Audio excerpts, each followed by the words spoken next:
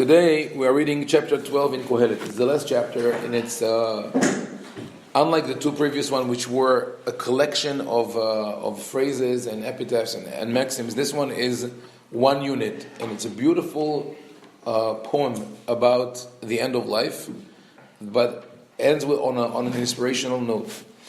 It starts with this: "Uzchor et borecha bimei bechurotecha, ad asher lo yavo yemei hara'a, v'yigi'u shanim asher tomar en li ba'im chefetz."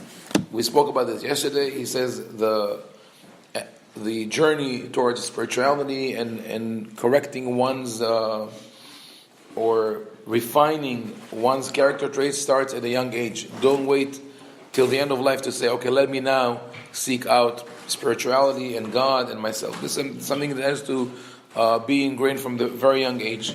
Ad asher, and here it moves into the poetic realm, to the metaphors. עד אשר לא תחשך השמש והאור והירח והכוכבים ושבו העבים אחר הגשם. Don't wait for the sun and light and moon and stars to grow dark and the clouds come back again after the rain. It's a metaphor for death. The light disappears and now it's cloudy. ביום שיזועו שומרי הבית והתעוותו אנשי חיל ובטלו הטוחנות כי מיעטו וחשכו הרועות בערובות. When the guards of the house become shaky, those are the legs, and the men of valor are bent, the hands, and the maids that grind, grown few, are idle, the teeth, and the ladies that peer through the windows grow dim, the eyes. So he compares a human being to a house with pillars and gates, windows, and a mill that grinds food, which are the teeth and the eyes and the hands and the legs. It comes like just a house can be dilapidated and sort of deteriorate, so also our body. וסוגרו דלתיים בשוק, בשפל כל התחנה, ויקום לכל הציפור, וישחו כל בנות השיר. Sounds beautiful in Hebrew. And the translation says, in some places, that the meaning of the Hebrew unclear, uncertain. It says this: וסוגרו דלתיים בשוק. The doors in the streets are shut, meaning that it's hard for a person to go out and to be mobile as used to be. Bishfal kol tahana, cannot even hear the sound of the mill. When it says kol tahana, the mill is very noisy. If you ever heard, it's not a very common sight today, but when they grind the wheat, the stones, or if you go to museums where they show you how, in Israel there's one in Shiloh, where they show you how they used to process food in ancient times. And when you have the two millstones on top of each other and the wheat in between, and they grind, it's a powerful noise. But at an older age, it's bishfal kol tahana, it's hard to hear the noise. On the other hand, veyakum lekol hatzipor v'yishachu kol benot hashir. There are certain sounds that he cannot hear, but sometimes even the lightest chirp of a bird wakes him up. Yes, like this one. וגם מגבוה ייראו וחתחתים בדרך, and then every little bump seems like a mountain, it's hard to walk. וינץ השקט ויסתבל לחגיו ותפר האביונה. The almond tree may blossom, the grasshopper will be full again, meaning that those are cycles. The grasshoppers, like the cicadas, come back in cycles. The vetafera aviona, and the caper bush may bud again. The text juxtaposes two trees: the almond tree and capers. Capers are famed to grow very fast. They grow and disappear very fast. To the Talmud mentions Masechet Bava Batra that you could sow 3 cycles of capers for every cycle of wheat. So it speaks about cycles that might go very fast. Shaked, the almond tree, is the first one to bud, so it symbolizes spring and life. And Shlomo HaMelech says, that we have different cycles in life, but they all end at a certain point. Ki holecha adam el bet olamo, because we go to the house of eternity. This is, in many communities, the word for cemetery was bet olamim, and then it was translated to Aramaic bet almin. It means, like I said before, olam in the language of the Tanakh does not mean world. It means eternity. So, one goes to eternal rest. And the mourners, it's not really the mourners, it's the sufdim. This is how they translated. The sufdim are going around in the city. So there are two ways to understand those three words. Either that he describes a regular process of a funeral, that the relatives are going back and mourning, or he speaks about the professional mourners. There was a profession called sofdim, that people were hired, usually women, to mourn and wail and pull their hair and sometimes even play sad music. We don't do it today. I mean, today if you talk to anyone about music at a funeral, they say this is not Orthodox. It's not an Orthodox funeral. But in the past, it was part of the ritual, to the extent that in a ketubah, in the contract of marriage, the husband accepted upon himself the commitment to bring musicians at the funeral. He cannot escape that. Shnei halilim, they have at least two bagpipes to play there. And vice versa, of course, the relatives are committed to the man. It's just the man takes care of it. Of his wife's funeral. So, if he speaks about that, it says it almost becomes a technical thing. It is something that is done by rote. And we can see it today. If anyone had an experience with the Havra Kadisha in Israel, in America, depends on the funeral house people that we deal with. Some of them are more sensitive, some of them are less. In Israel, they have a very bad reputation. People who are in the process of, they lost a dear one, and they can't have Kadisha. It's all about money. It's all about even the person who comes to do the eulogy is a representative of the Havra Kadisha. He knows nothing about the family, and that is inappropriate. Here also, it happened to me several times when I was in LA, that I would get a phone call and say, we need a rabbi to officiate at the funeral. And I would say, and they would ask me for the honorarium. I said, if you don't have anyone, I'll come. I mean, I'll come not for a fee, because this is inappropriate. But if possible, let me talk to someone from the family and let me explain to them how to eulogize and what to say, because it's not really the role of the rabbi. The rabbi helps when he knows the person in the community. When he speaks about Savevu Bashuka Sofedim, it's almost a mechanical thing. Could become an industry.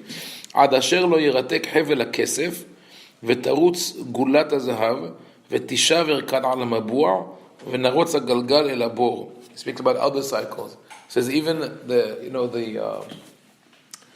silver chain and the golden the golden bowl. The gulat hazahav is not a bowl. Is the decorative bowl. It's on top of a staff. So he says even that could break. The silver cord snaps. The golden bowl, maybe he refers to the body and to the head, or and the jar with which you go to draw water from the well now breaks and the water spills. And the wheel or the pulley with which you pull water from the well falls into the well. All metaphors. If you think also in our language, how many metaphors we have for death, right? Because we're afraid to say the word as it is. Kick the bucket and so on. People don't want to say the exact words. He says all these things are cycles that happen in life, and nothing stays forever. And the dust will return to the earth as it was. That is the place where before he questioned, do I know whether the spirit goes back to God? He says yes. The spirit does go back and connect to the source of spirituality, and that is his conclusion. His half conclusion in that chapter. It says, always be aware, always be intent when from a young age. Don't wait to search for meaning at an older age, and when we no longer have the possibilities that we had at youth. concludes with the verse that he started, Havel Havalim Amar Qohelet Hakol Havel, all is vain of vanities, Veyoter Shaya Qohelet Hacham, Od Limed Da'at Et Ha'am, Ve'izen Ve'chikir Tiken Meshalim Arben. Because, and he said now, this is sort of an insertion by the editor. Qohelet was a great scholar and a wise man, and because of his wisdom, he took care to teach the people. In a way, just like he said himself, the ideal thing to do is Zara'i Zara'echa, Baboker Zara'i Zara'echa Vel'ai Reval Tanach Yadecha. Sow the seeds in the morning and don't stop working in the evening as well. Qohelet did the same thing. He kept teaching all his life. Bikesh Qohelet limtzot divrei hefetz v'chatuv yosher divrei emet. He sought wisdom and understanding.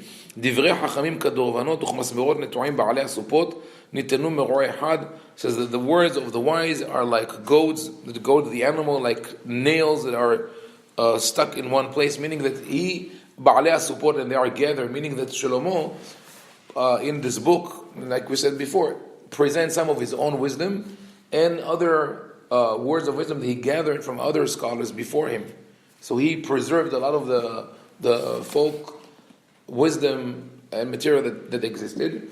But he says eventually they all came from one source. So this is a way to fend criticism. If someone will say maybe some of the ideas that you have presented are not from the core source of the Torah, which is something that modern scholarship does say, says even if it is so, it all eventually flows back to one source with the ideal of the Torah. And here comes the warning.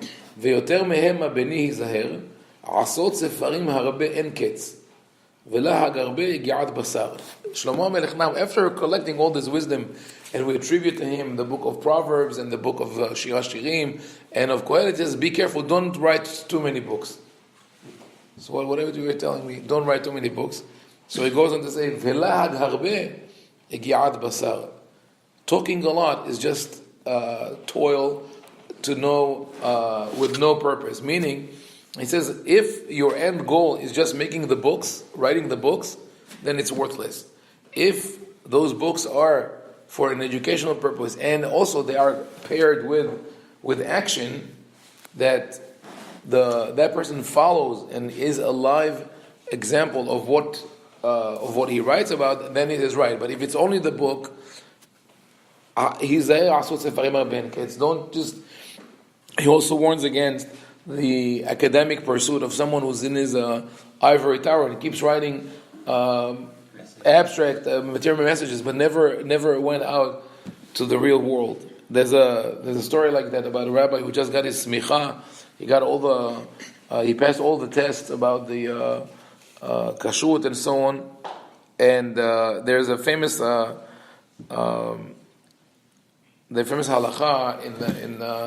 in Yisur Veter about a needle that was found in one of the inner organs, called in Hebrew tahol.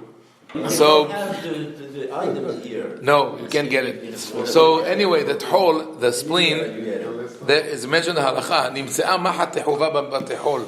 What do you do if a needle was found in the tahol? So what is the halacha? Is the chicken kosher or not? Would we assume they would have died? And then with a bigger animal. So a woman the rabbi passed the test. All the halachot. And a woman found a needle in the spleen, and she brings it to the rabbi to ask him, is it kosher or not? So he looks at this organ, right? And he turns it over and over, and he's like, that's very interesting. That's very interesting. And then he goes to the woman and says, what is it? What is it? And she says, it's the spleen. She says, oh, that's the famous spleen. Now, this is the kind of theoretical knowledge. He learned about it in halakha. He never saw it. He doesn't know what it is. But so the same thing. People, I just mentioned halakha today in my writing, which I think is appropriate. Regarding Shabbat candles. Shabbat candles were originally established in order to have shalom bayit, to have peace in the house. Why? Because back then people didn't light candles every night. It was expensive, so they tried to save. And not everyone ate Seudat Shabbat, believe it or not. Friday night, the way we have it today, we are very, very religious. Back time, in the time of the Mishnah, not everybody did that. But the rabbis created that atmosphere by saying, light the candle, sit and eat. So there's this beautiful atmosphere in the house. But if you didn't light candles, the house would be dark. So now what do you do when you have electric lights? Technically, we don't have to light candles, but we keep on lighting them because it already has a meaning that, the cumulative meaning and symbolism that it got over the years, over thousands of years. And we find special flavor in lighting the candles, even if the whole house is lit with electricity. But some rabbis said, no, how can you say a blessing, I'm lighting the candles, which are providing light, when the whole house is lit. So they say, turn off the lights in the house. They want the woman to turn off the lights in the house, light the candles without accepting Shabbat, saying to herself, it's not Shabbat yet, and then go around the house and light all the candles. And when I read this, to me, it's the writing of a theoretical rabbi who maybe never spent time in the kitchen helping his wife before Shabbat.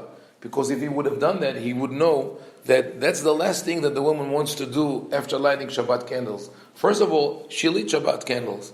She already feels it's Shabbat. Why would she go around the house now flipping switches? But from a technical point of view, it is extremely difficult. Almost, especially in the short Shabbatot, you run to get to the... unless the rabbi who wrote that had enough workers and servants and maids that his wife didn't have to work. Biadho.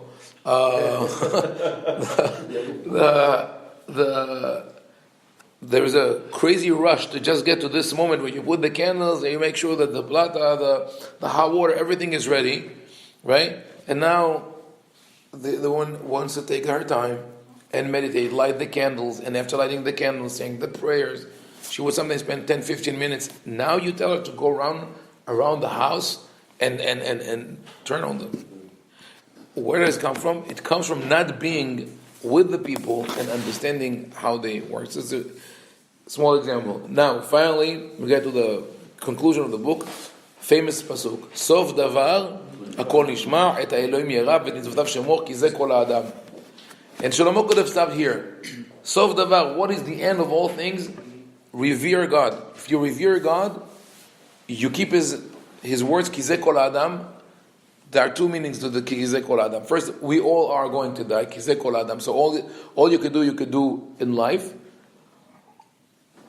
And second is that, like we read in Iyov, the objective of all our mitzvot, of all our observance, is kol ha'adam, that we help each other. So, and without reverence of God, without en yirat Elohim b'makom hazeh, v'haraguni al devar ishti, what Avraham says, where there's no reverence of God, all sins end up being permissible. But he didn't end there. He added one more pasuk. Ki et kol ma'aseh ha'Elohim yavi b'mishpat. Eventually, everything will be judged. Everything will have a consequence.